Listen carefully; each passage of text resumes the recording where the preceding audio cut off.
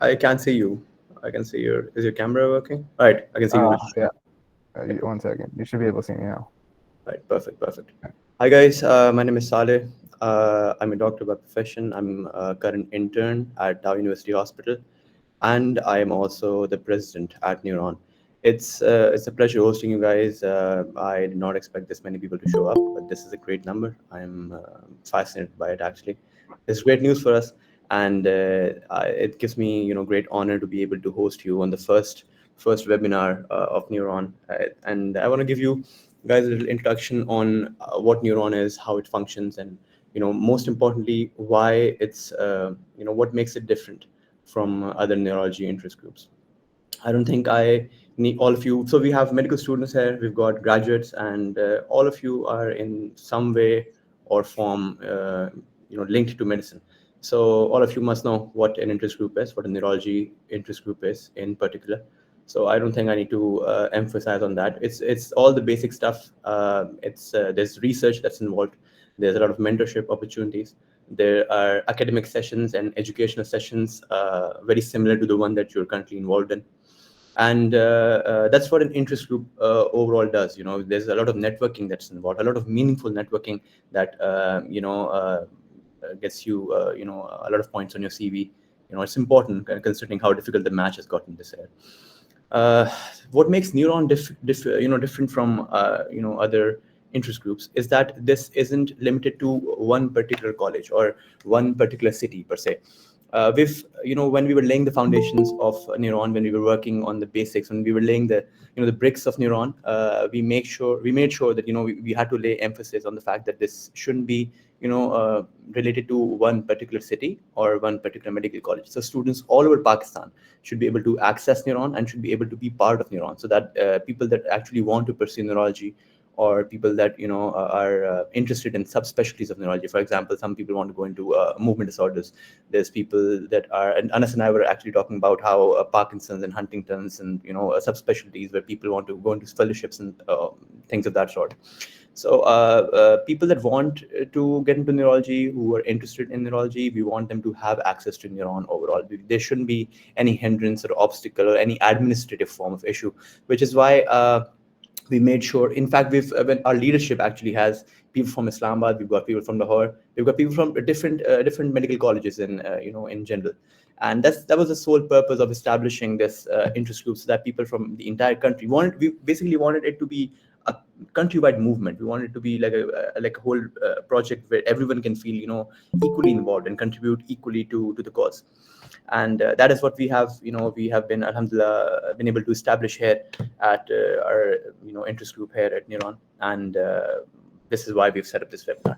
I want to introduce our guest today, who is his name is Dr. Anas Ghafoor, and he is not just a doctor right now in the US. He is also a very good friend of mine. I've worked with him before, and I've seen him work hard for things, and his accomplishments are proof of that. The reason why I've invited Anas to this webinar today is because I wanted this webinar to go in a manner where we can understand things from, because he can basically understand what our position is, because we're neurology aspirants, and he's been through these problems that we face. He's been through the same obstacles, so we know how it feels to he knows how it feels to be in our shoes. Anas, I'm very glad to have you here on board, and if you can give a slight introduction of yourself, and then we can begin with the questions. Well, thank you for that kind introduction, Saleh. A pleasure to be here as well. Obviously, we go way back. We're in the same batch in DIMC. We graduated together. We've done a lot of great work while we're at DIMC. So I was happy to be a part of this, and happy to see this interest group come about and take shape. It was something that I wish was there when I was in first year. So anyone that's a junior, especially in DIMC or the Dow sphere, it's an amazing opportunity. We'll get into why it's important when we take on more questions, but I love that this is something that's set up. So a brief introduction is, obviously my name is Anas. I was part of DIMC batch 13, so I graduated in 2024, just last year. And I'm a non-US IMG, and I matched this year into adult neurology at Michigan State University. And I'm open to all questions today, as much value, utility as I can provide. I believe there's going to be a Q&A at the end too, if we have time for that, and I'm happy to answer all questions. Right. Guys, I also want to introduce my General Secretary, Waji, is also a good friend of mine. Waji, would you like to introduce yourself? We're all batchmates, by the way. Yeah, thank you, Saleh. Hello, everyone. Welcome to the webinar. My name is Dr. Mohammed Waji Anis. I am the General Secretary here. And yeah, we're all batchmates. Really excited to have this webinar today with Anas and Saleh hosting as well, along with me. And it's a great turnout. I think we had over 200 registrations, which is absolutely incredible for our very first webinar. So yeah, over to you guys. You guys start and I'll come back later on. Right, sure. All right, Anas, let's get into the questions now. So, Anas, I want to talk about your personal journey overall. Let's start there. It only makes sense to start with your personal journey. And I want to ask you what inspired you to get into neurology. Why do you want to pursue neurology in the first place? So neurology, it was a deeply personal decision to choose this field. I sort of came in biased into medical school, a little bit partial towards neurology, and that's because my motivations to join medicine were personal. It was my younger brother. He was afflicted by a rare disorder that had neurological manifestations, and this resulted in a lot of doctor visits, neurologist visits all over the world. So it was abundant in quality, quantity, and location, geography. So I got to very early on notice two very important things. Number one, it's a very quickly evolving field. And so every neurologist and every geography that I was visiting was in some part involved in the guideline and the frontiers of this ever expanding field, working alongside neuroscientists, PhDs. And because there's such a dire shortage in this specialty, you can be very proactive as a physician. And being involved in that guideline, in that frontier, I found that to be fascinating because you can have a tangible impact on many people's lives. The second reason was, unfortunately, in this field, the types of patients you see, it's very tragic. There's not necessarily treatment or cures. There's a lot of management that we do. And so neurology take on a very crucial role in that family network. And you want to be that positive force. And so I want to become that person that I wish I had, 12, 14 years ago, for my own brother, for my parents, for my family. And I wish I could be that for a lot of other people. So that was my motivation to join neurology. And I felt like I resonated with that during my rotations and everything, which we'll get into. Right. I think that makes a lot of sense, considering that you had, personal sentiment and personal value, associated to your specialty, and it makes a lot of sense to me. I want to ask you if you had any backup options in case you didn't, get into neurology. So I didn't treat it as a backup because the goal, as soon as I got into medical schools, I knew that I wanted to match in the US. So it was other things that I considered for a little bit. And so I did consider pediatric neurology and I considered internal medicine. But I sort of put all my eggs in one basket. It wasn't a situation where I kind of split my efforts, split my mentality. Because this isn't a field where it becomes quickly apparent to neurologists when you're applying to neuro with a little bit of backup there, backup there, backup there. It's not particularly too competitive of a specialty, but the edge that you have is if you're very obviously a neurology applicant, your chances go up. And I also noticed that trend talking to other seniors, talking to physicians, and all of that stuff. And so, yeah, the two that I did consider, I wouldn't call backup, but I did consider concurrently were pediatric neurology. And I can go into why I didn't end up pursuing those avenues if anyone's interested, but it was those other two that I briefly considered. Yeah, I think if the people do have questions, we have chat box right here, but I think the moderator, Hania, is going to take care of that. And we'll have question. Yes, exactly. We'll have question in our session at the end. Absolutely perfect. All right. Do you think there are any things that you would advise to neuro applicants, that medical students listening to us? Do you think there are things that they should be avoiding per se? Mm-hmm. Red flags. Well, Yeah, so we briefly touched on it. You want to avoid if you want to apply into neurology, you want to avoid it being a backup specialty or a split effort, because program directors, it's a small circle, the neurological world in the U.S. And so these program directors sift through thousands and thousands of ERAS applications, so they know when your main focus was something else and you plopped in a couple applications into neuro, and even if you have great scores, that's something that will immediately rule you out if your interest isn't neurology. And the second thing I would say to avoid is not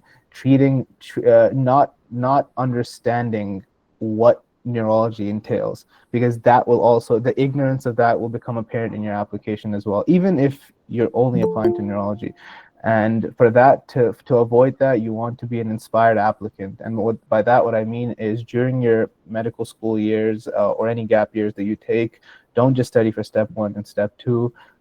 Read neurology books. There's some great authors. I can share my reading list as well. At the end of this, I'll share with Saleh and he can share it with the whole group.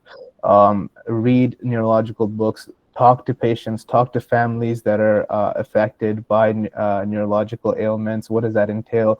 Go out, volunteer. And the biggest thing I would encourage, I know you asked what not to do, what I would encourage is that become a person that is interested in neurology. So those are two separate things. Become a person who is interested in neurology. So to become a person, look inside and look at the things that fascinate you. For example, what your interests are. Like, say you're interested in fitness, but you're also interested in the plight of disabled children. Marry those interests. Start a fitness class once a week for people that are with physical impairments. If you're interested in literature and you're also the plight of the disenfranchised population in Pakistan, start writing to Dawn, start writing to these newspaper articles about what you notice. If they accept it, they don't accept it, that's fine. Start marrying your interests. That will make you a person. And then once you are a person, become interested in neurology. You'll see how seamlessly all those things start integrating. And when you start writing your ERAS application, it'll all come together so beautifully. But don't focus on the numbers. Don't focus on a checklist. Don't focus on he got, like, this person I know who matched got this done, so I have to follow that exact roadmap. They probably matched because they didn't follow an exact roadmap. And so that's what you need to do. Avoid following a roadmap, like, per se, like a checklist, and become a person who is inspired to be a neurologist. Absolutely. I think that makes a lot of sense, Anas, and I think the listeners here are going to be able to relate to that as well. You were one of those people who, but actually a bunch of people actually gave their step 1 exams earlier on in mid school, and I remember that your timeline was, one of my personal favorites actually. And I want you to share your timeline as well, and I want you to tell people if there's an ideal timeline to, give their USMLE exams, and in accordance with matching that way. Right. So I gave my step 1 in my third year, sort of early to middle of my third year, and that was also accompanied by the fact that we had COVID. So I spent that year studying for it, and then I took my step 2 and OET a couple months after I graduated. So we graduated in June, I took it in August. So what I would advise, however, having gone through the experience myself, is however you want to pace it, you want to have done step 2 at the latest, the August of the year you want to apply, and you want to apply quickly after graduation. You don't want to have many years of graduation.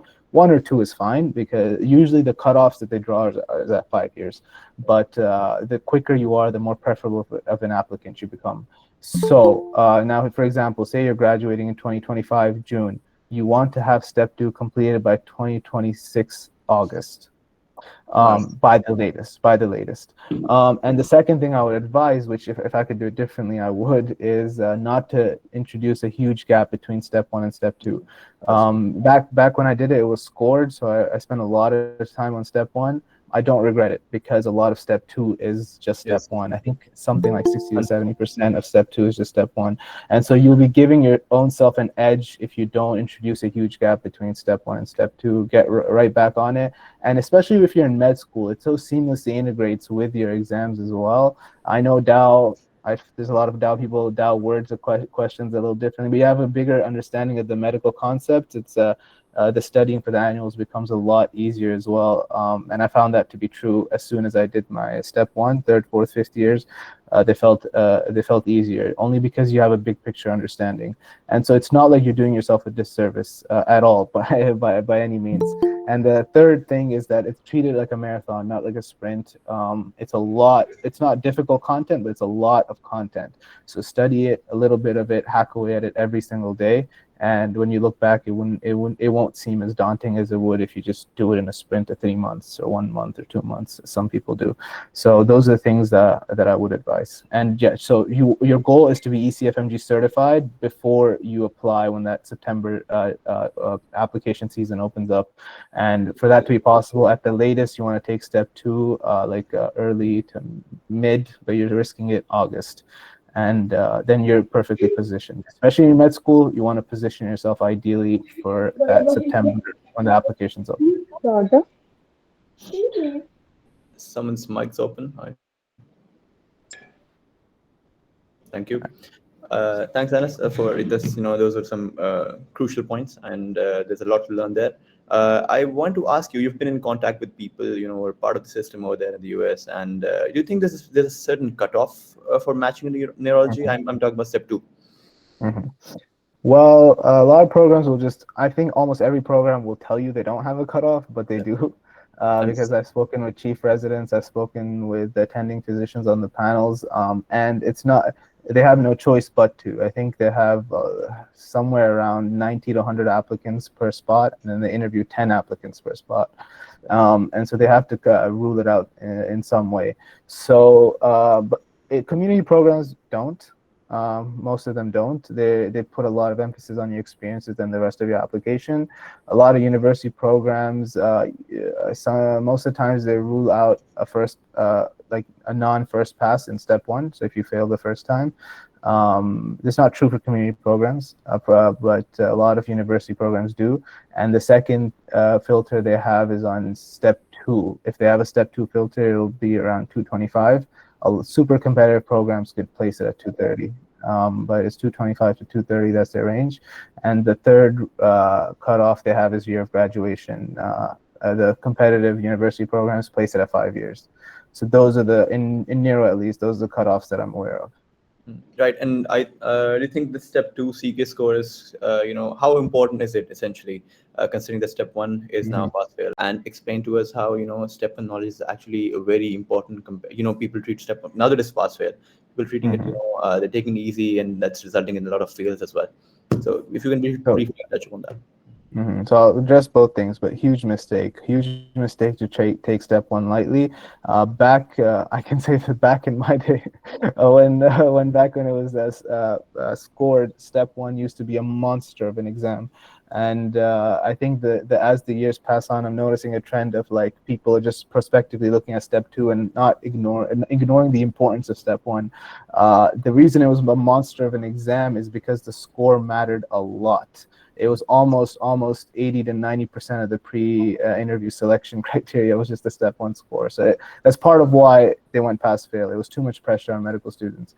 But that's not to say that it wasn't an important exam, because a lot of step 2 is just one more step after step 1. So if you don't have a strong base of step 1, you're not able to delineate the sort of management that comes in step 2, because the assumption is that you have a mastery over the minimal competence of step 1 when you take step 2.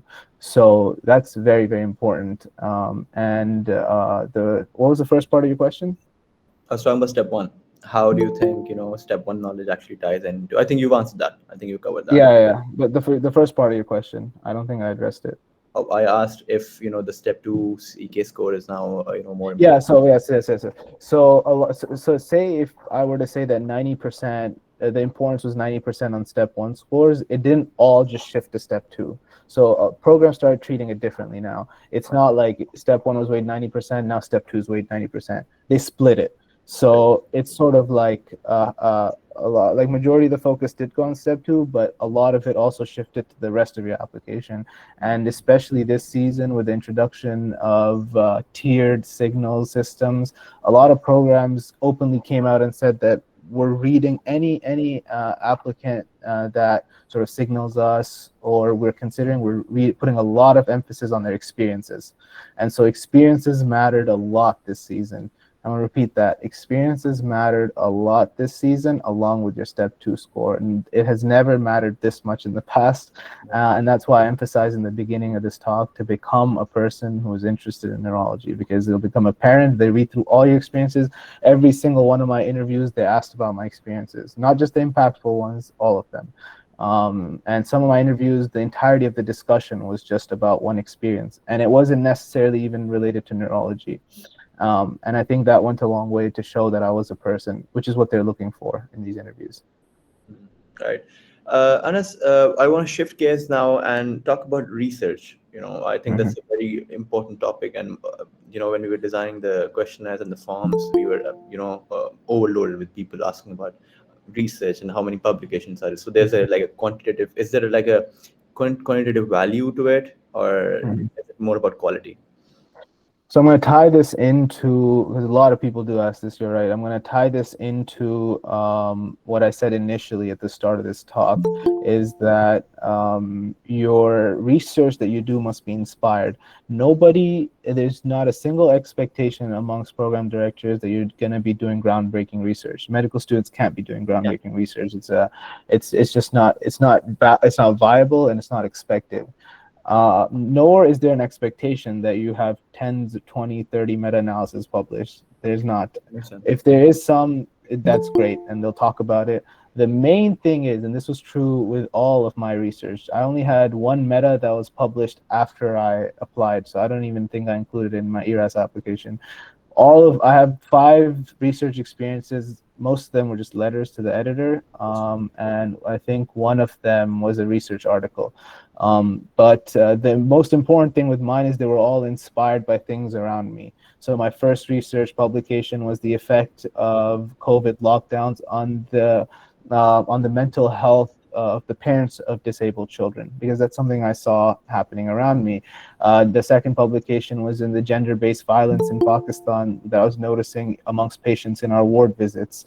I wrote to Harvard Public Health Review. The first one was a psych publication. I don't have a single neurology publication, but I was able to talk at length about all of my publications. There was some about disenfranchised population in Pakistan. I wrote a couple articles for Dawn about the sort of social culture that I was seeing around medicine. And the meta I published was in emergency medicine. So now, and I had one conference paper in neurosurgery. That was also a statistical paper. It wasn't a neurosurgery paper. That's all to say that all of my papers were inspired by things that I saw around me happening, and I sort of took on that topic. I interviewed people, and because of the mastery that I had on those social, ethical issues that tied into mental health, sometimes neurology, I was able to talk at length during my interviews about them. A lot of people touched on them because, again, the power that you guys, all of you have, is that you're medical students, so you can be amazing advocates. You are seeing grassroots stuff happen that a lot of people don't have time to address in the medical world. This is your time to do that. And the third strength that you have is that you're in Pakistan. In Pakistan, there's so many social issues that need to be addressed. There's so many problems that as a medical student, you have the authority to have a say over, and people want to hear that. People want to hear what you as a scholar have to say about these things. And so go out, seek these issues, be a person that's interested in the world around you, not just interested in yourself for the sake of matching. Be truly interested in the world around you, about the plight of those people around you, because that is what's expected of you as a physician in the future for years and years to come. And that time doesn't start once you match. It doesn't start once you're attending. It starts now while you're in medical school, especially if you want to match in the US. When else are you going to get time to be helpful in Pakistan other than, whatever effort you put in wards? And that becomes so quickly apparent, and I think that was a huge driver into why I got as many interviews that I did.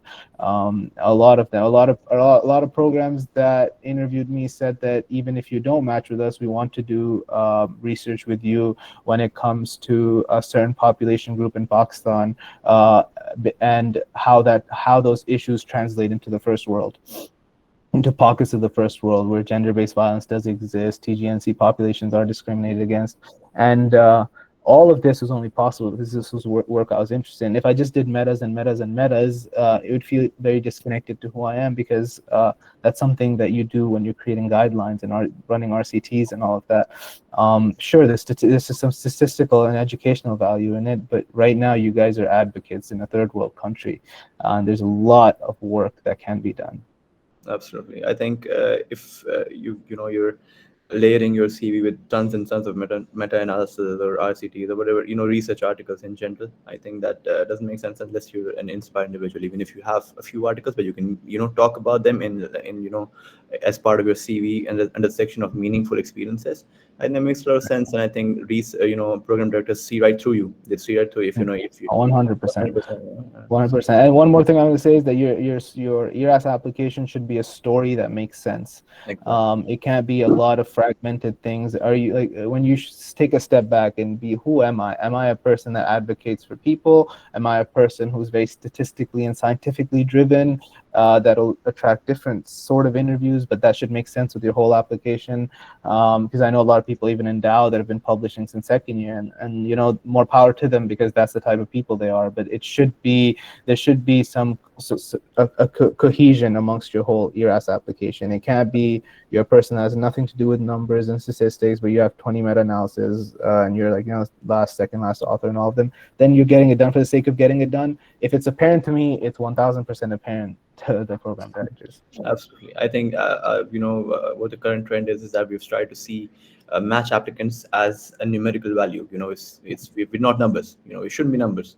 I think we're more than that, and that's something that needs to be. We need to have more conversations about that. So thanks for mentioning that, Anas. I think that's very thoughtful. I want to switch gears now and get into United States clinical experiences, electives, and observerships in general. I want you to first talk about electives, and then you can transition into observerships. How do you think international students, students from Pakistan, can get elective opportunities in the US, and what do you think is the ideal timeline for that? Yeah.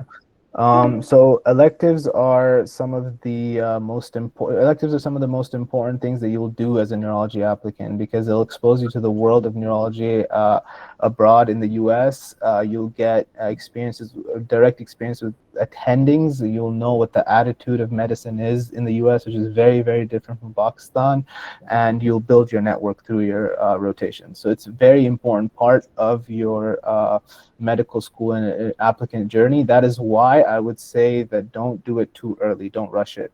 You want to have some sort of basis in terms of wards. You want to know how to take a good history. You want to have a good grasp of medicine. I would encourage, if you guys are still in your former years in medical school, get step 1 done, then do rotations, because you have a really good base of knowledge then. Right. Obviously, if that's not it's lining up, then rotations are very important, but get step 1 done, then do rotations maybe 4th year, 5th year. And the second thing I'm going to say is how to secure them. It changes all the time. I know it's very difficult for IMGs to secure them. The right answer is the way to go about it is VSLO, but I know it's very difficult. The second thing you can do is browse through university websites and apply directly to university programs. The third thing is you email university professors and get them to mentor, sort of take you under their mentorship, and then they can get you into the university. The fourth way is the agencies and reaching out to community clinics. Now, there's a lot of obsession over the type of letterhead that you're going to get. That's and I just want to address that to university letterhead, community head, that letterhead. What matters more and what you should be stressing about more is the quality of your letter, not what's going to be on the letterhead. Because because program directors read thousands of these letters, they know when they're seeing a generalized one, generic one, and they know when they're seeing a personalized one. And that's what's more important, because because like during my interview trail, a lot of program directors took the time to comment on the LORs that I received, and I knew they were personalized because I developed a very close relationship with all my mentors and preceptors, and so I was confident that it was going to be personalized. I don't. One of my rotations was at UIC. I don't even think my preceptor included a UIC letterhead, and that was fine, because what mattered was the content of the actual letter itself. So be more focused on, am I going to be with a doctor that is going to want to develop a relationship with me? The problem I have with agencies is that they take on maybe 10, 20 medical students at one time, and it becomes difficult to form that connection with a doctor. So I wouldn't be as worried about the letterhead as I would be about forming a connection and relationship with a mentor, because then if you have one, it opens up a lot of doors. And that's another thing you want to be doing while you're in rotation. Not towards the end, not in a pestering way. Prove yourself as a medical student. Be humble. Be there as a student, not as a specialist. Don't be there as a specialist. Go there with the humility of the fact that you're there to learn. And when you don't know something, you tell them you don't know, and they're fine with you not knowing, because they're also there to teach. And towards the end, ask them if there's other opportunities, what your interests are. If you're doing a neuro rotation, say you're interested in stroke, you're interested in epilepsy, you're interested in movement disorders. Is there someone that the doctor can refer you to? If you're a good student, there's no way that they won't. Most of the times they will. I have a colleague that works there. The world of neuro is small, and they're looking for people that are hungry and they truly want to be neurologists. And so they will set you up, they'll position you in a way that you can be successful, but you want to show them that you're an interested, keen neurologist. Yeah, that's how you go about doing electives in medical school. All right, that's. I was going to ask you, how can you make the most out of rotation? I think you've already answered that, extensively. And I want to ask you how, what is there, is there a minimum amount of letters that are required for residency, and is there a maximum? I don't think there's a maximum, but if there's a minimum. Yeah. So minimum, you want, before you're applying, you want to have 3 LORs minimum, from ideally all from neurologists, but if you have one from an IM or psych, it should be fine, but majority of them should be from neurologists. And there's no maximum. You can upload as many as you want, and then you can assign them. So each program would only want 3, but you can assign, if you have 5, you can choose which ones to assign to which one. So you can upload as many. Ask towards the end of your rotation. So for feedback, don't say, will I get LOR, will I not get LOR? Ask them for feedback constantly, and then towards the end, write a nice email saying you enjoyed your time. It's fine to get a verbal confirmation. Be like, it's difficult for IMGs. I'm very interested this year. All of my preceptors were very happy to write LORs, because I believe that during my rotation I was professional, and that's all it takes. Show up on time, don't show up late, leave when not sooner than you're expected to leave. Be nice to other students, show benevolence, don't be too overly confident, and if they see you as a person who's just there to study and learn, which you should be as a student and as a resident, they'll be more than happy to write you. The bar isn't that high. I think we go with an expectation that we have to be performing at our best. The bar isn't that high, and the expectation isn't that high. It's just you need to be truly professional. All right, Anas, we've got previously, but your ERAS application should have a story to it. You should, like, after I'm done reading your ERAS application, I should look back and say, this is a person who cares about this, or this is a mental health advocate who is interested in neurology. Go into it with a vision, like, I am this person. Know what your story is when you go into it.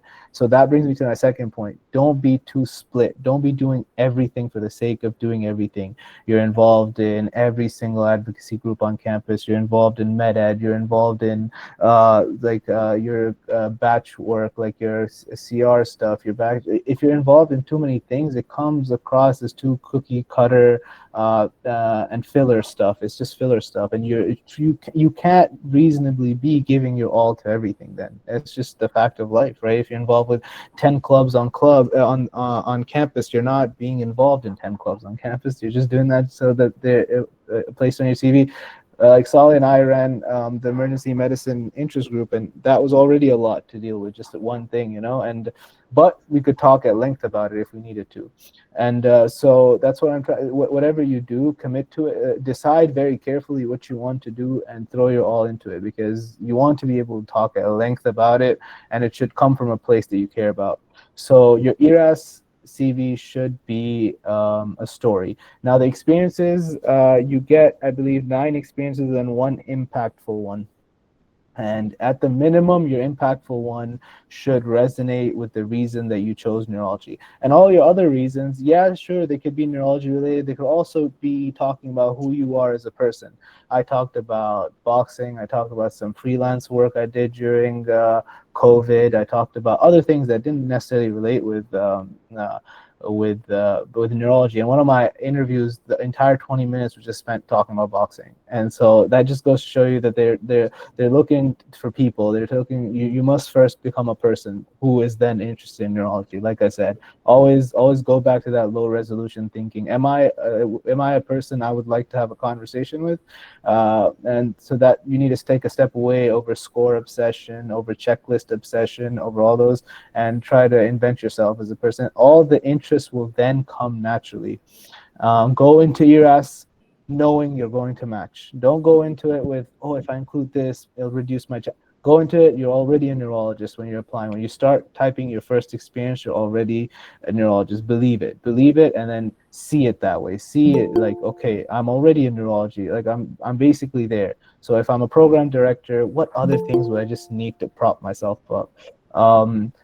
Experiences have some sort of personal driver to neurology. And so that's in terms of experiences. Now, personal statement. The couple of words I'll say about personal statement on what not to do is don't have it be too generic. That's also part of the application. You can have multiple personal statements. So if you're deciding to apply to multiple specialties, you can have multiple personal statements, but you can't have split experiences. They're going to see all your experiences, but they won't see all your personal statements. So you can allocate different personal statements to different programs. And if you really like the program, you can have a super personalized personal statement that mentions the name and everything, specific doctors that you rotated with over there. But what I'm going to say is don't make it generic. Don't start with, I've been interested in neurology since I was a kid, or I've been interested in medicine since I was a kid.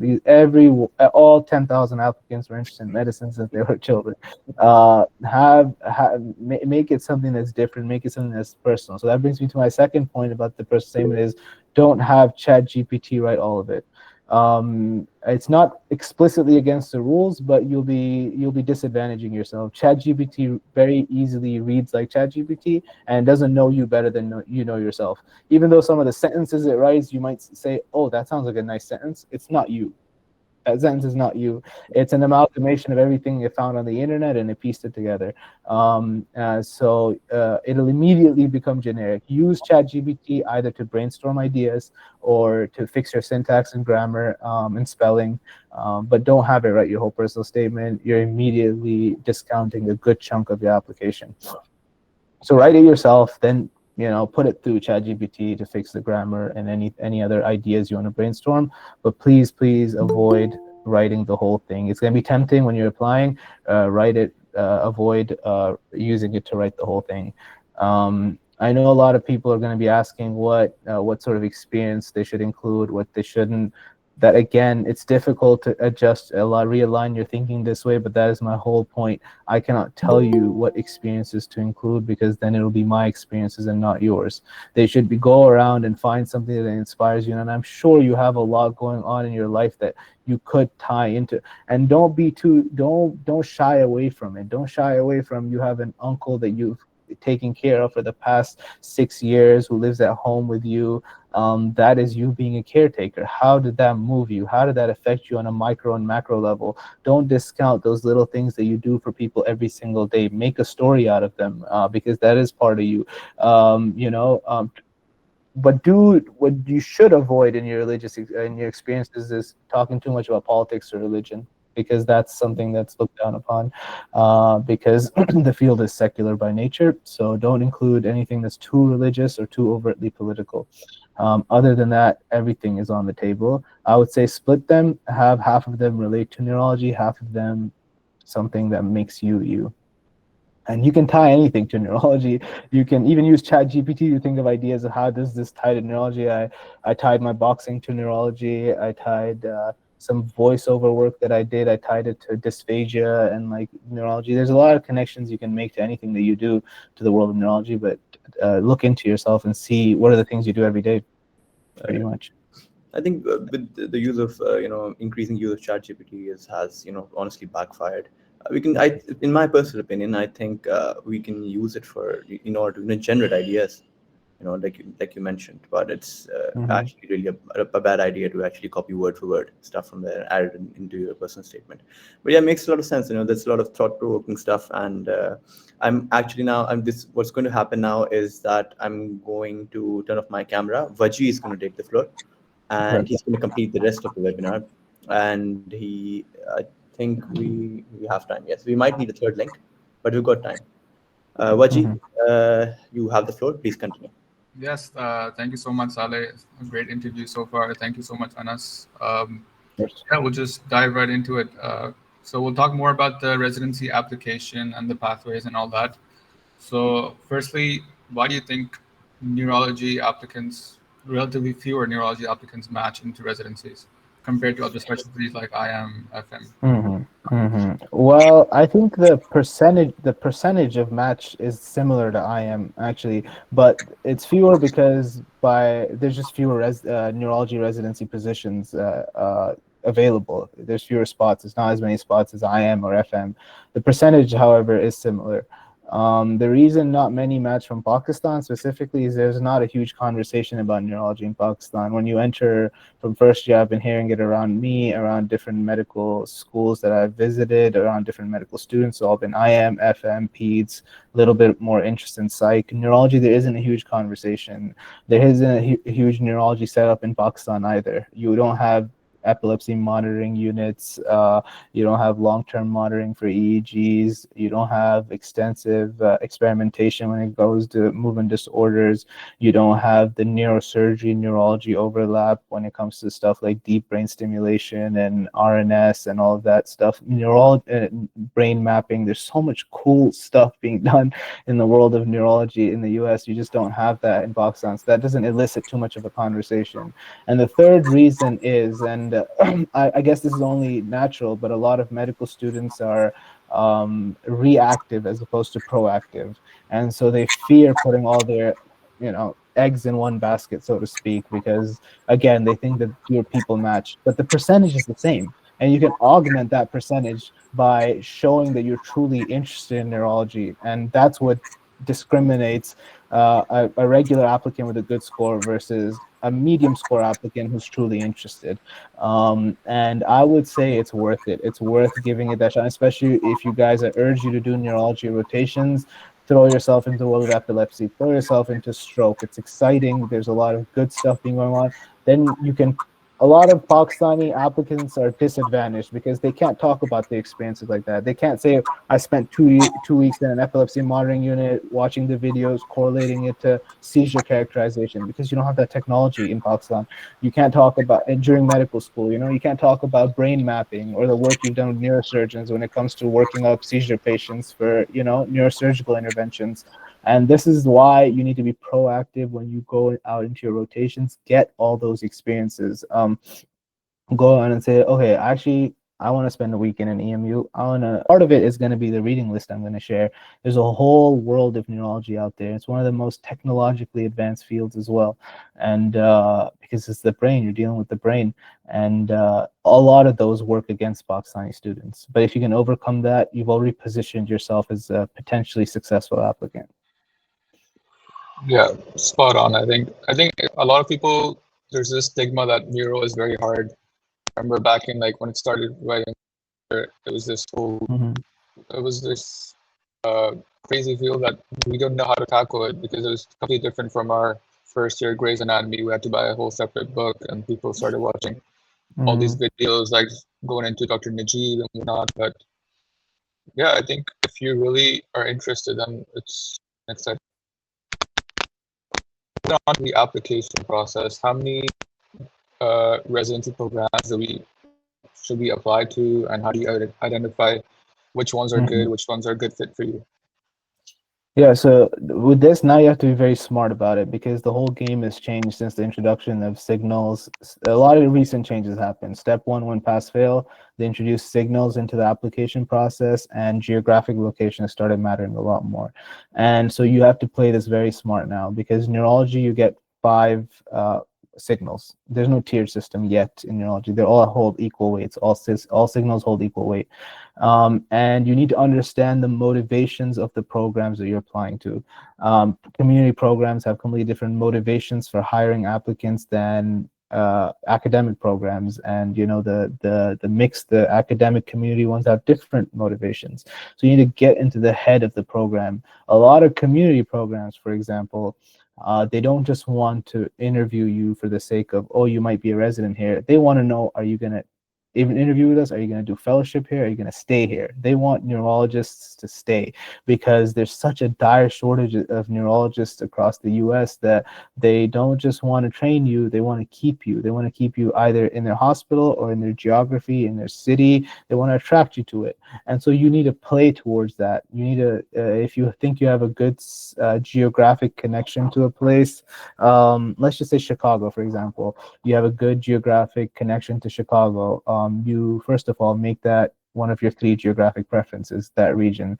You say you have family ties or whatever your connection is there, and then you signal that community program. So that's already, you've hit them with 1, 2. And then third, if you have a rotation or a doctor who might, you rotated with close by and you have some information about the nature of that program, that's your third thing. That almost guarantees interviews to most people, especially when it comes to community programs. Academic, they want to know, are you interested in fellowship after? Because they want to train people that want to be fellows there, that go into subspecialty training. So then the strategy for that is, again, if you don't waste your signal on a Harvard if you're not a Harvard applicant, or on a Cleveland Clinic if you're not a Cleveland Clinic applicant. Know yourself, know what your strengths are, know what your scores are. Academic programs care more about score and prestige, and Dow gives you the prestige name. A lot of program directors that I even knew either Dow or they themselves trained at Dow, studied at Dow. And so you have that working for you. But if you have good scores and you've trained so you've done a rotation at an academic program, then give a mid-tier academic program a signal, make them your geographic location, and apply there. And show interest in subspecialty. Me and Salih talk about this. Talk about whatever, like, movement disorder you're interested in. Talk about, okay, what doctors do you have that are practicing? Ask them questions, very directed and specific questions about, I'm interested in epilepsy. I would talk about, okay, does the place have an epilepsy monitoring unit? Do you have a neurosurgery team over there that you collaborate with, or do you do cross? They love those questions. Even if they didn't have those things, they love those questions because that immediately showed this is a person who's interested in subspecialty training. So your strategy is very important to think smartly and not just apply to 200 programs. I didn't apply to 200 programs. I applied to around, I believe, 140. That was it. And but I was very careful with where I was applying, how I was applying, and I also applied to very few peds neuro programs as well. But that wasn't my main application. All right. Do you think, is it feasible to, a lot of people do apply to IM and FM or IM Neuro? How do you go about that? Well, like I said at the start, you could. There's IM won't know you applied to Neuro, and Neuro won't know officially that you applied to IM. So you can do it. You can. What I would advise is you get, I think, 12. I'm not sure. Don't quote me on this. But you get more IM signals, either 9 or 12. You could just apply to 12 programs, and every single program gets a signal. You could do something like that. But don't make your application split. That's the only thing I would say. If you're applying to Neuro, don't make it. Don't make it a split application, because IM is not as important, because infections counts as IM, gastro, cardio, all those screens count as IM. But Neuro knows that something that's not Neuro is, this might be a split applicant. And even if you have a good score, you won't stand as good of a chance as someone that is very driven towards neurology. Yeah, that's the only thing I would advise. It's not something that, it's not something you can't do, but I would say that if you do it, be very careful, write 2 separate personal statements. Yeah, if you get interviews, if you want to match Neuro, rank Neuro higher. Don't get political about it, just rank Neuro higher. Right. Right. Yeah. Um, so next, I think, how do we applicants connect with neurologists or US-based program directors or residents or attendings? Is it just through, for example, during observerships, or is it better to email them? What do you think? Mhm. Very good point, and I wanted to actually address this. This is where Neuro Interest Group comes in, actually. So, as I was in Pakistan, here's what you should take away from today. If you are a person who is interested in neurology, the opportunities, you'll start seeing them around you. For example, when we didn't have a Neuro Interest Group at Dow, but there was one at AKU, and in my third year, I attended a lot of any session that they were holding, because they're very interesting topics. They had physicians fly in from overseas and give talks about their research. I would go to AKU, I would attend their lectures. Sometimes they would come to Dow as well. I would attend their lectures, and through them, after their lectures, I would ask them questions in person. I would email them, and I got a couple of research opportunities through that. And once you develop that sort of a connection, it's very easy to then say, "Can I come observe or do a clerkship with you or at your institution?" They'll be happy to either refer you to somebody or you do it under them. So be very proactive. Don't be reactive. Don't wait for something to come in your WhatsApp group about some neurologist giving a talk. Keep looking. Keep looking. If you have to drive a little bit further out, you have to go somewhere. So that's what you could do right in Karachi. That's a privilege you have being in Karachi. It's such a huge city with so much happening.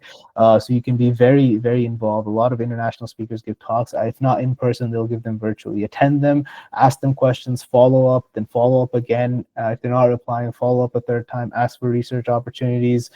Be very proactive when it comes to that. So that's number one. That's the easiest thing you can do because it's around you. It's happening around you. Number two is through your rotations. When you're positioned in the US, there's a lot of things you can do. You can develop a close relationship with your mentor and uh, develop a close relationship with your mentor, and then seek further opportunities through them, through their network. And especially in neurology, it's not as much the case in IM. They'll be happy to refer you to other neurologists for whatever further interest you have. And the third thing is emailing them. But don't just have a generic email that you send 200 people. Look through their research, talk about how you recently read some research or attended a talk that was similar to their research, and how you have some questions about it. And if you can work alongside them and develop like try to develop a connection other than just saying, "Can I come and observe you?" or "Can I come shadow?" When you develop a little bit of a connection and you're doing this with 3 or 4 attendings, eventually you can ask 1 or 2, and they'll be happy. They'll be happy to have you over. It won't be like a monetary thing. It won't be anything, because again, most of the attendings just want good medical students. A lot of the agencies that you go through, they don't even pay the doctors all the money. So, and hospitals don't pay doctor extra money, especially universities, for having you. So it's not a money thing as much as the agencies make it out to be. If you're able to develop a rapport with a neurologist, so look at, and hopefully this neuro interest group will also be hosting doctors from abroad with their research work. They'll be inviting people that are those connections. Be genuinely interested, and you'll see opportunities start popping left and right. They did for me, and we didn't have as many opportunities in the past 5 years as we do now. And I was able to connect while living in Karachi with a lot of neuroscientists and neurologists. Yeah, yeah, that makes sense. Makes a lot of sense. So next, I think we should talk about the interviews. So, what qualities do program directors look for interviews? What we should Mhm. avoid, and what kind of questions are usually asked during the interviews? Right. So the number one thing you should avoid is dishonesty in your application, because these are specialists in your field. These aren't people you can fool. And being dishonest in your application will become very quickly apparent on the third question they ask about it. That's another thing about why I said if you're doing 20 meta-analysis, you should know how to do a meta-analysis through and through. These are people that do it for a living as well. They create the guidelines. So be ready to talk about anything and everything that you've included in your CV, because they can pick up on anything, and that could be your whole 20-minute interview. So avoid dishonesty in your ERS application. Include stuff you can talk from your heart about and at length about. And number two is be professional during your interview, but also understand the personality of the person you're interviewing. Some people just like to listen to you talk, and you can talk, and some people like talking and you're expected to listen.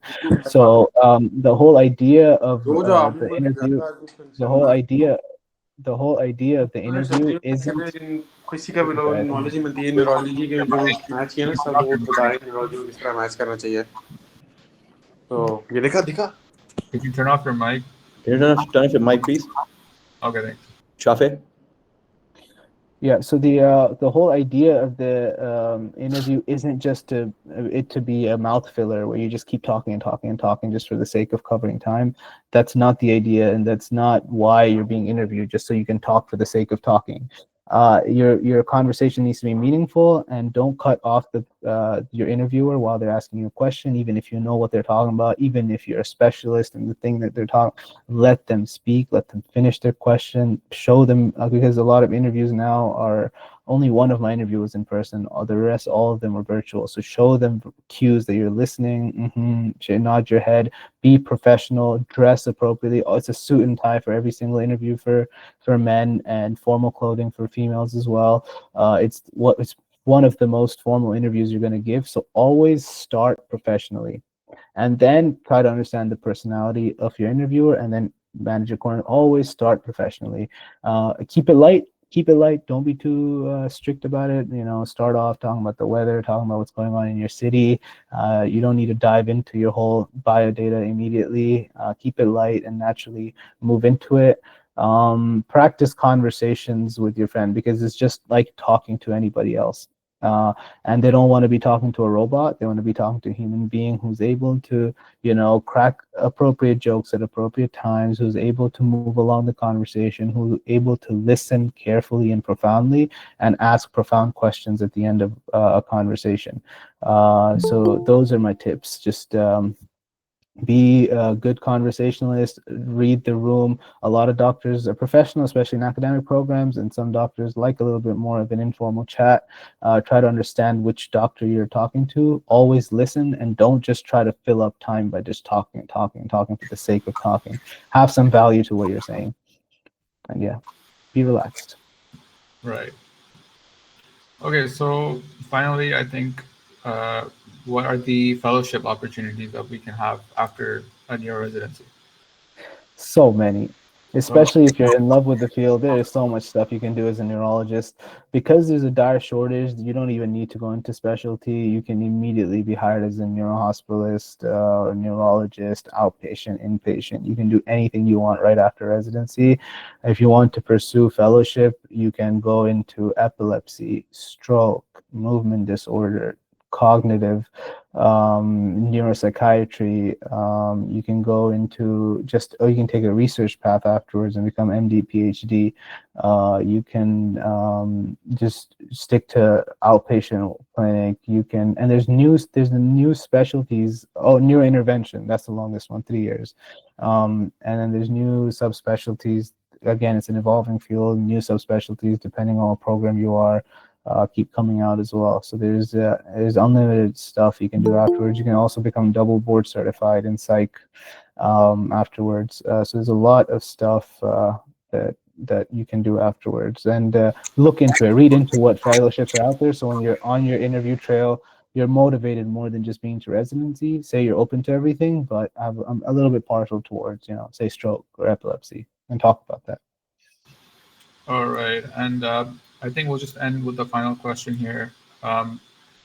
What is the scope of neurology and neurosurgery in the US and other countries, and is it feasible for us as IMGs to go outside of Pakistan? Yeah, so I'm not going to talk out of my own circle of competence, out of stuff that I don't know. I don't pretend to be an authority over something that I'm not. So I will say one thing is that there's a dire shortage of neurologists worldwide. So anywhere you look, you're not going to look at a country that's not willing to accept prospective, good, interested neurology applicants. That's just big picture stuff. But for me, the most research I did was in US and Canada. So I can speak to those things. We talked at length about the US. I'll touch briefly on Canada.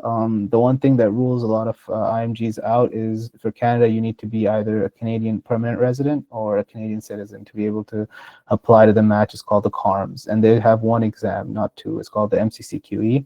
But the problem is that they go through iterations. So in the first iteration, IMGs are only eligible for 3 specialties. faculties mostly, which is IM, FM, and Psych. And in the second iteration, if there's spots that are open for neuro, then IMG is going to apply into those, which there usually are. There usually are some spots, but it's a handful. So it becomes more difficult, a little bit more difficult. I know that after this recent election, they're going to open up, policies are going to change up a little bit because there's not enough neurologists in Canada. I think the number is in the hundreds, or less than 100, something. It's embarrassingly low. And so, but another thing that's true is once you train either in the US or you train in Canada, you can practice in either country. The residency transfers over, and it transfers over to the Middle East as well.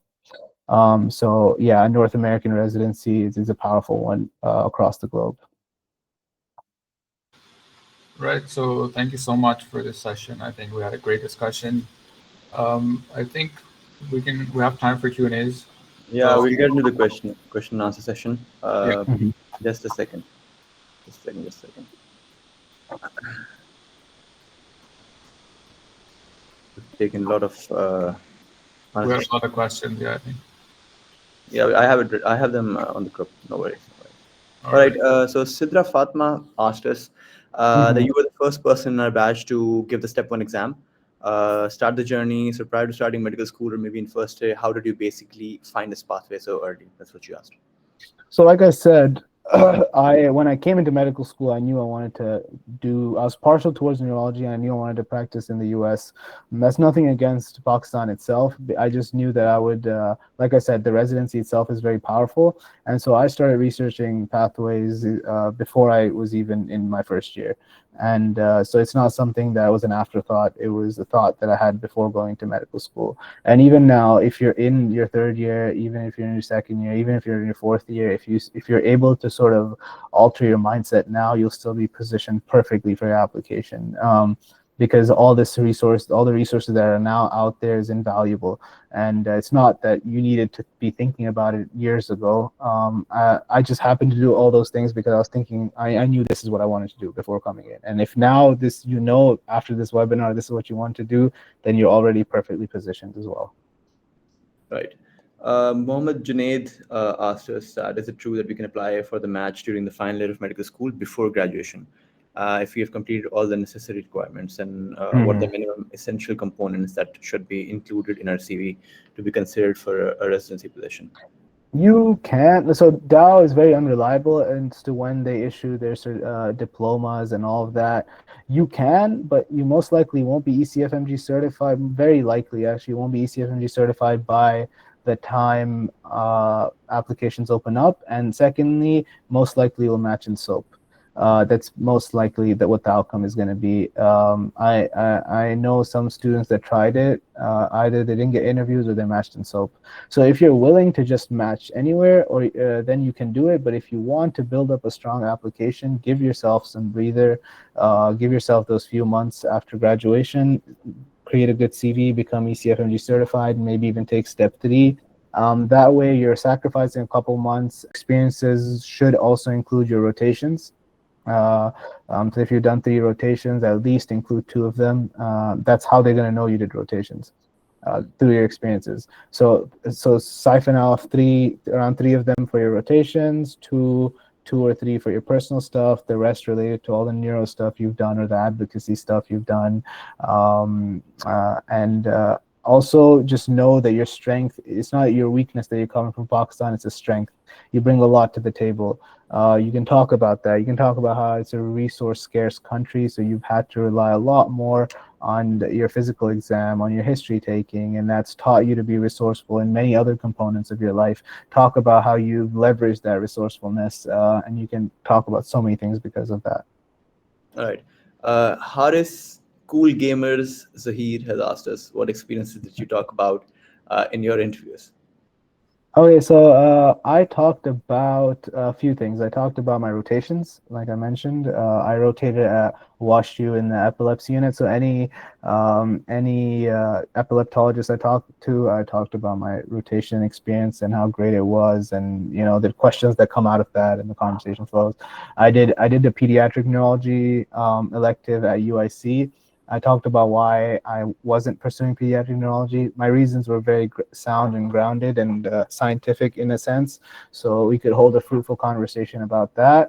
And I also rotated at UBC in Canada, and I talked about that experience and how medicine differs in Canada versus the US. So that's one thing I talked about. In terms of personally, I talked a lot about my boxing experiences that I've had. I've had fights. I now mentor, to talk about how mentorship sort of transfers over between like something as different as sport and medicine, and how I've always wanted to be a mentor. I talked about some freelancing stuff that I've been doing and the journey of sort of self-entrepreneurship and difficulties that come along with that. Talked about my brother, talked about how that impacted the trajectory of my own life and how I'm grateful of that. And I talked about whatever that manifested during COVID. And I talked a lot about my research papers, and because I was able to, a lot about the advocacy. And I asked them questions too. That's very important. You ask them questions. I asked them, as a resident, will I be able to do a work when it comes to social determinants of health in the region? And they were so happy to hear that, because they're like, we need more work done in that. And it's good that that's something you want to do. I talked about how much advocacy work you can do as a resident, how much outreach you can do as a resident. I asked them what their plans are to, like, you know, expand the scope of their program, of their fellowships. So it's not, you're not just there, you're not a sitting duck when it comes to interviews. You need to be proactive too, because almost 30% of the interview is you interviewing them as well. Right. Javeria Bhatti has asked us if what questions are asked about research in the interview in particular. Just your research. Whatever you talked about is what they're going to talk about. They're not going to talk about anything that they were. You can ask them stuff that they're working on, and they'll be happy to talk about it. But in terms of research, they're never going to say, "Why haven't you done this?" or "Why haven't you done that?" That's not the type of place that the U.S. is. I know, again, that's a little bit of a culture shock, but it's never going to be "Why haven't you? Why haven't you?" And especially in the world of neurology, I didn't have a single person I knew that, and I did quite a few interviews myself. Not a single person asked me a neurology question. Like, how do you, a neuroanatomy question or anything? Most likely I would have gotten it wrong as well. So, but not a single interview asked me a single neurology question. All of them were based on my application. It was fun. It was light, and keep it that way going into it. It's not a Viva. So they're not going to ask about anything research you've included in your application, and then if something you just did it for the sake of doing it, they'll immediately know as well, because the third question you won't be able to answer it. Absolutely. Anas, Ruel has asked us if she's thanked us for the webinar, and then she has asked us, do you recommend taking step 3 before applying? There's no harm in taking step 3 before applying. So it depends on how you position yourself. So my game plan was that if the interviews don't come in quickly or they start rolling in late, I did my step 2 in August and applications open in September. So I wasn't going to do step 3 within the month. And you become ECFMD certified is very important after step 2 and OET. So you don't need to do step 3 to become ECFMG certified. It's very important. You're ECFMG certified after step 1, step 2, and OET, and that's it. So step 3 is something additional you can do. That's just for some background knowledge. Step 3 you need to complete before you complete your residency. Most programs want you to do it before you end your first year, your intern year of residency.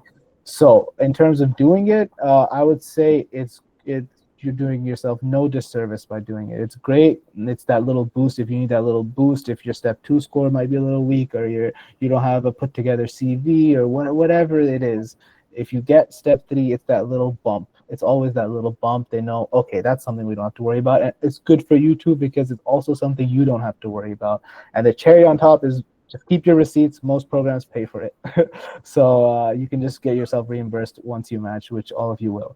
But it's not necessary. My plan was, if the interviews don't start rolling in, I'll do it. But alhamdulillah, the interviews kept coming in, and I sort of kept delaying it. And now I might do it before June, or I might not. But there's no harm in doing it. And if you get step 2 done early, then definitely do it. But don't jeopardize step 2 because you want to get step 3 done before the applications open up. I wouldn't advise that.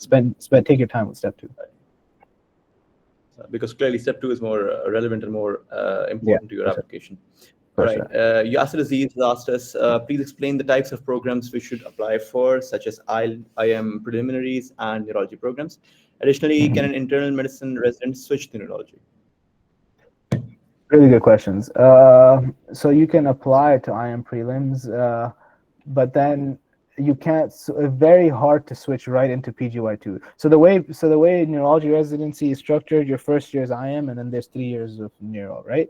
So I'm assuming the question is that can we do a prelim year of neuro and then switch into PGY2? That is a very risky strategy, especially if you want to pursue neuro, because that just boils down to, are there programs that have a PGY1 dropout? And that's not a reliable predictor, right? Some years there might be no PGY2 spots. Some years maybe some people will drop out, and in a random corner of America, you might get a PGY2 opening, and sure, they'll accept you after prelim. But I would advise to just go to the categorical programs, and that's ones that offer the whole training altogether. That's what most programs offer now. Obviously, you can apply to prelims. A few of my friends got prelim interviews. Prelim is more for people, it's designed for people that want to go into fields like radiology. Because they require prelim. And so even in your prelim interview, if your plan is something like you want to go into neuro afterwards, they'll be a little hesitant to onboard you. So the best strategy is just to go for categorical neuro programs. All right. This kind of question kind of stood out. Faiza has asked us if annotating first aid from BNB helps, or is it better to watch a video and read high-yield stuff from FA? Sidra Fatma has also asked us a similar question. She's asked us regarding step 1 and step 2 studying. So just wrap up studying in one question. Let's do that. Step 1 and step 2. Yeah. Listen, I did it around 4 years ago now. So your better resources are people that are doing it now. But what I can tell you, it hasn't changed much. The exam itself, resources keep coming out. The strategy back in my day was UWorld, first aid. You can do a little bit of Amboss and Pathoma. And I mixed Anki into it. It's whatever works for you. Some people like annotating, some people like just watching videos. I wasn't big on annotating myself. I had notes on the computer. I just created flashcards out of them, and I just kept repeating those concepts. Unfortunately, a lot of step 1 is memorization. Step 2, you'll be happy to know, isn't much memorization at all. So just know that. And the one generic advice I like to give everyone going through steps is understand the reason behind why the exam exists. So the whole purpose that the NBME made the USMLE was that it's a minimal competency exam. They want to know if the students are minimally competent. It's very important. Not just competent, minimally competent enough to become interns in that school. So a lot of mistakes a lot of people make when studying for the exam is they're like, oh, this very niche biochem fact, damn it, I forgot it. Doesn't matter, because that very niche question isn't going to hold the same weight as a biochem fundamental question will. So focus on the fundamentals. Don't glaze over the fundamentals to start focusing on the nitty gritty facts and get obsessed over why you can't get this detail right. If there's 4 questions and 2 of them are very niche facts and 2 of them are fundamentals, if you get the 2 niche facts right and the 2 fundamentals wrong, you're failing. But you get the 2 fundamentals right and the 2 niche facts wrong, go through the ERAS Explorer, Residency Explorer data, because it's outdated or incorrect. Go on their website, see are they accepting IMGs or not. Even if 50% of their IMG classes IMG, you're good for the signal. Send that signal. One question I think no one really asked is, how do you search for the programs? Is it the websites I've heard, like Residency Explorer, there's AAMC, all that. Yeah. Which one's the best? What to look for? Yeah, so this is something you should take your sweet time with. When applications open up, you're able to, Residency Explorer comes with your ERAS application, right? So you go through Residency Explorer, you create the neurology filter, then all the programs open up. Now you go to your preferential states first, go through all the programs there. There's not as many neuro programs as there are IM. So that'll quickly become apparent. And then click through all the ones at least in your preferential states. Go through all of them. Go through their websites. Don't rely on any third-party data. Why spend 5 years working towards an application and then just go to a third party for the list? Do your own research. If you're on top of it enough, early in the season, you can even email programs with specific questions you have, and they'll reply. During ERAS season, they most likely won't reply to your email. So go through all the programs, go on their website, go on their previous residents, and look at where the residents have matched into fellowships, because that shows you the direction of the program. If all of them are matching in intervention, then it's an intervention heavy program. Do this before you go into your interview as well, because then you have intervention questions ready. So study the programs. There's so we need to go through these questions swift as quick as possible. So if you could keep the answers as concise as possible. We've got 13 minutes left before the session ends. So the RF has asked us, did you rank your programs based on where you thought you'd get in, or on your top choice, and what kind of work culture or research opportunities, mentorship were available in neuro rotations? Are we kind of allowed to be picky in this field? Yeah. Oh, so number one, I chose where I wanted to go, not where I thought they would. That's not a good way of going about ranking your list, where you think they will go, because there's no way to delineate if they like you. They might send you, I got mails and I got gift cards, I got stuff sent to me. I didn't let that distract me, because I was like, I'm going to choose the place that I found works for me, whether that's the geography, whether that was the work culture. And that is how the NRMP advises you. And that's true. It's true. It's not them not trying to, it's the way the match works is it's applicant directed. So you make the first decision, and you can watch the NRMP video. I can even send that to Saleh.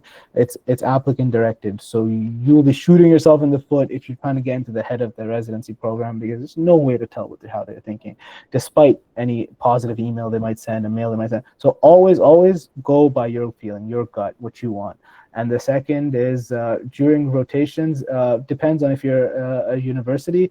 If you're a university, everything is possible. What's it called? Attendings are always doing research, so you can always be involved in that. There's limitless opportunity in terms of networking with other neurologists, because they're always on the floors. There's other medical USMDs that you can also network with, and they'll tell you about their networks, and they'll tell you. But don't be too opportunistic when you go there. Be there as a medical student, and if you're humble, if you're there as a true student, these opportunities will pop up. And ask when you've proven yourself. So ask when you've developed a rapport with an attending. When you've developed a rapport with medical students, then ask about, how do you go about doing this? How do you go about doing that? Yeah. Right. Guys, we're going to take one last question, and the last questions, I've read through all the questions. They have either been already addressed previously, or they fall out of the scope of this webinar. The last question that we are going to be taking is from Vishal Raza.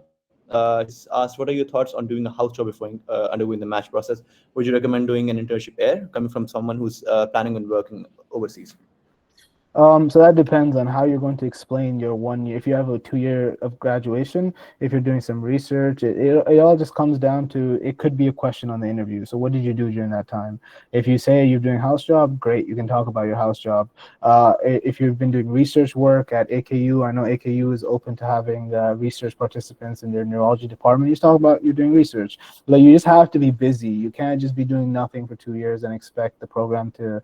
That's why they do draw a cutoff at 5 years of graduation, because you've either been trained differently or you've been doing something that they don't want you to be doing for 5 years. So just address any gaps, whether it's through house job, that's great. Whether it's through research, that's great. Whether it's through some advocacy work you've been doing, some policy making you've been doing, whatever it is, just house job could be one of those things. All right. I actually, I missed a question. We had a question from a team member, actually. She was asking about visa policy. How does that make a difference in your CV?